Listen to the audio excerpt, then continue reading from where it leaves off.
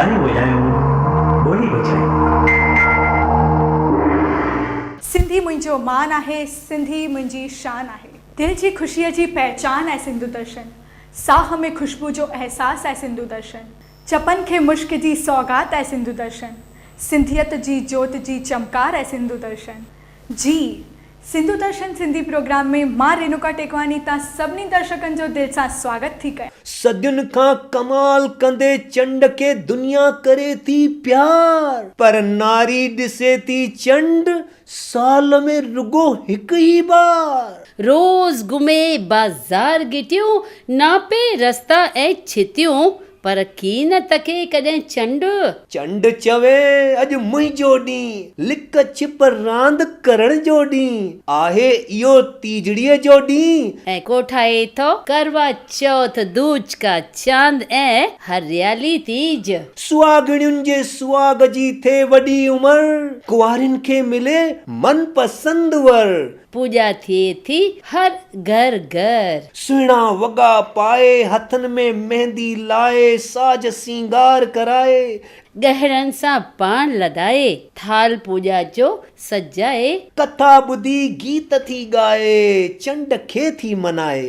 चंड उभर तोखे ॾिसां ॾिसां, पंहिंजो पेरी तो में पसां पसां, विर्त वेठी रखां रखां मां, तीजड़ी थी रखां, असुर जो थी उथां उथां मां, तीजड़ी थी रखां।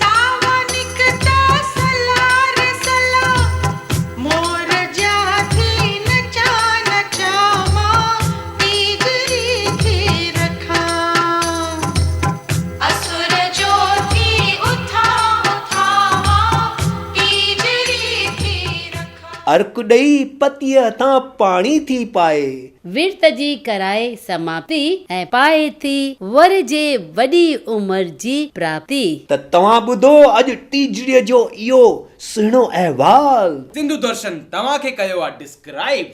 हाणे तव्हांजी बारी आहे, कयो असांखे सब्सक्राइब। ॾाढो ई सवलो आहे ऐं फ्री बि अथव। सभिनी खां पहिरीं रेड कलर जो सब्सक्राइब जो बटन दबायो, पोइ पंहिंजो नालो, पंहिंजो एरिया, पंहिंजो मोबाइल नंबर लिखियो ऐं लिखो पंहिंजो ईमेल आईडी जेको ऑप्शनल अथव। यानी कि हुजे त लिखियो, न हुजे त न लिखियो। फीडबैक जो कॉलम बि अथव ऑप्शनल। हाणे दबायो सबमिट बटन खे। ॾिसंदा कि लिखियल ईंदो थैंक यू, यानी कि तव्हां जुड़ी विया सिंधु दर्शन सां।